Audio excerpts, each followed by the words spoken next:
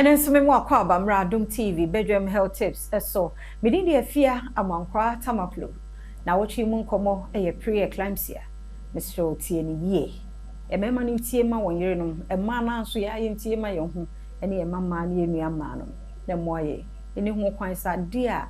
e bi ebetimi abo ho ban e wo se de ya dofu gbe ensie do na wotwi ka ye ho edwade ye hwian e bena ye hwian ne wokoi yantoaso na ye hwe signs and symptoms. Media sedema endpoint homeopathic clinic na da roman ye de bro 0244867068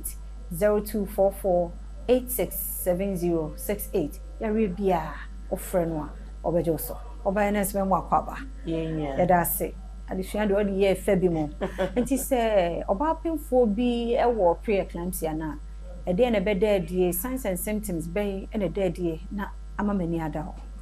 medase ense pre-eclampsia no ayene ho se mojabroso a eba abra obanyin okay enti se ne mojabroso na hypertension sitie no sa na eno so etie kakra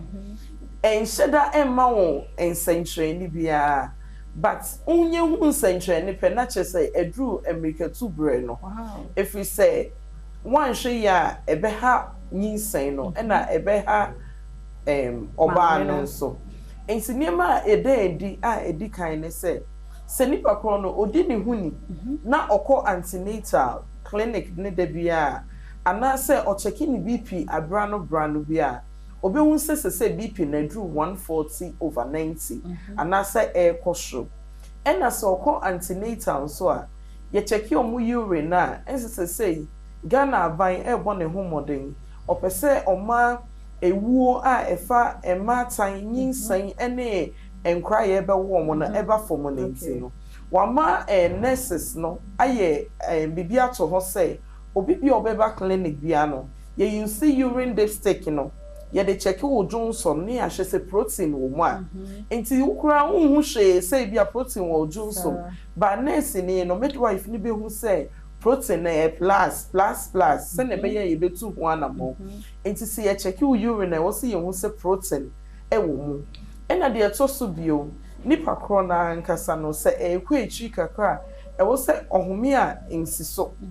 ne home no enhyede ensiso na anti kakra bia na ote so na ade ye hintasem wo saa yarewe wo no se saa ne signs and symptoms no impepi no be hinsan ye otanya saa ne ema no wabre fatigue eno so be hu ena oba ne be hyehye na nim ye kakraka ena ne nine ne extremities ne hyehye eno so ye kromu ha oye sabe ye say we de obe wa ye be ma enti no wa hyehye no but e bia na pre-eclampsia enti oye edematous ubo ne nsam na pija na nim ni na ahyehye ena fe so onye severe pain e wo ne right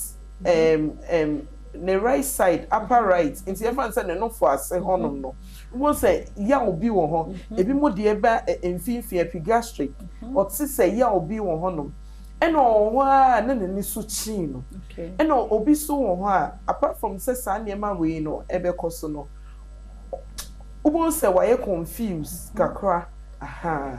we ni niema bia eda ede se nipa ne ye nya pre-eclampsia but ade ede pa wo de wani be hu time ne ye obi a ubo so wa gain too much weight than sene enke wo sene weight no etu be hu obi okwa antinate bi check weight ne hu say wo sure yes I check here say as a last time aba na kostro pa prekopen e ma midwife no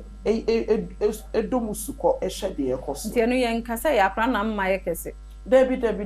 akra ne kese no understandable but e bia no obe 50 no of a sudden weight na akona nim bebre no eno midwife no on fa ne sa akra na amwa ye kese because akra ne kese yo no enye kese sa nti ebo mo kokose yindomusuko ne ehwa de kora ekoso yada say Mama Betty yada say